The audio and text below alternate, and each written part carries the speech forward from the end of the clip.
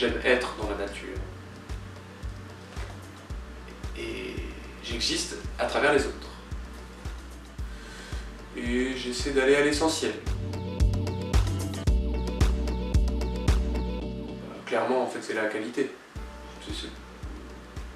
Pour ça, je savais que je serais tranquille. Voilà, la confiance, quoi, la qualité.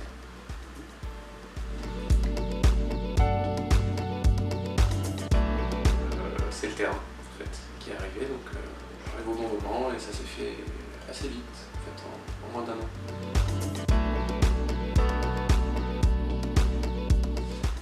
Le truc qui est fabuleux, c'est que comment dire, c'est une reconstruction, une maison qui existait déjà et qui me plaisait déjà beaucoup. Donc il s'agissait juste de penser l'aménagement intérieur différemment. Mais toute l'enveloppe extérieure est strictement conforme à la maison qui avait été construite en 70. Et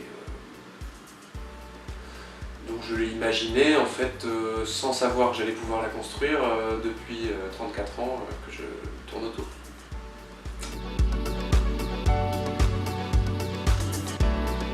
J'ai réfléchi au plan tout seul et c'est une des erreurs que j'ai faites dans cette maison.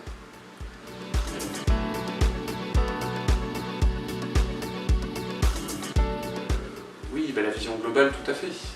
C'est la... En plus, je suis artisan, donc il y a quand même pas mal de choses que j'entends peut-être plus que d'autres clients, et auxquels je suis attentif, mais j'ai bien senti une attention particulière justement pour le client, pour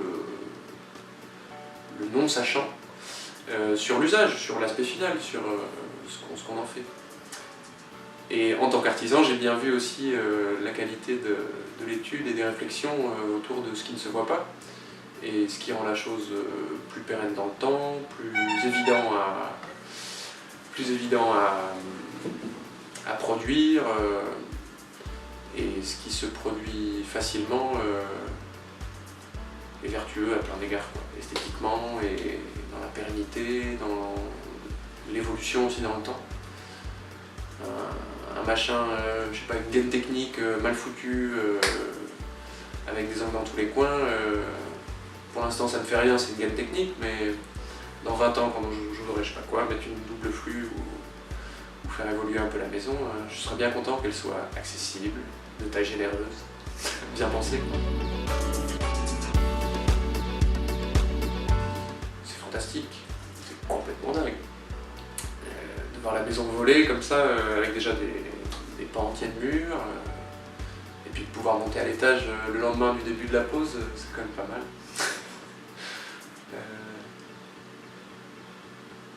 Et après, ça reste quand même un chantier, donc il y a le second œuvre qui prend plus de temps.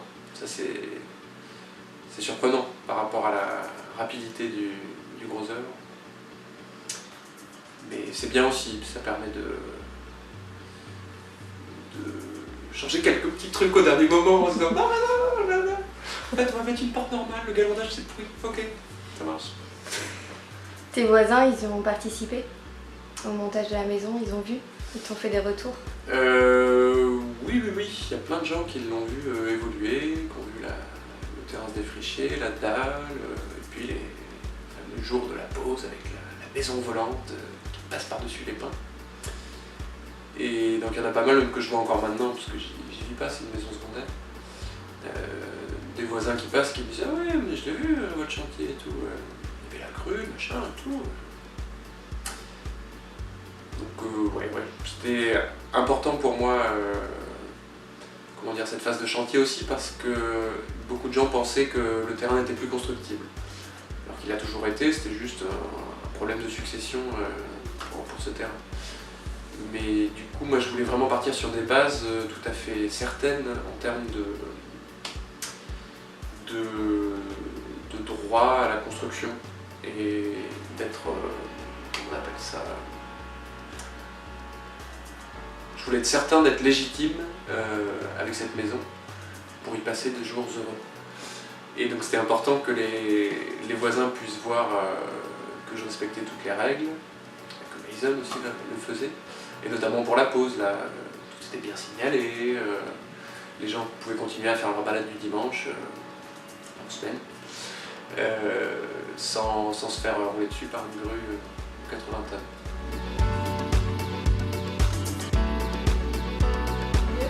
Là, il tarde l'hiver en fait pour qu'il fasse plus froid, parce que c'est trop facile de chauffer.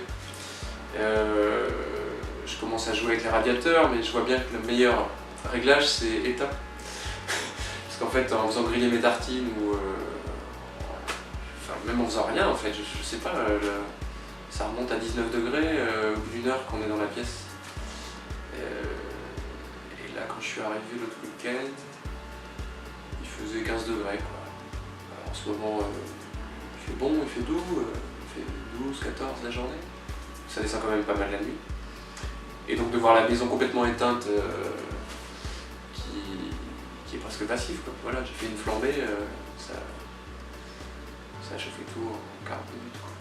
C'était bien.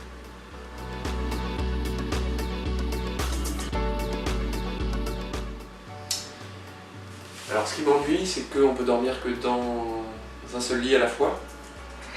Et voilà, je sais pas comment je vais faire pour faire une maison à Maison. C'est ça qui est pénible.